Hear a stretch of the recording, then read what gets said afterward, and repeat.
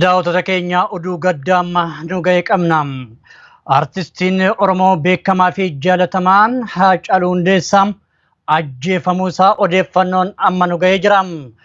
Magaalaa Finfinnee naannawaa Kondoomii kan jiraatu artistii Haacaaluu Hundeessaa galgala kana akka lakkoofsa biyyattiitti sa'a 3 walakkaa irratti kan inni ajjeefame.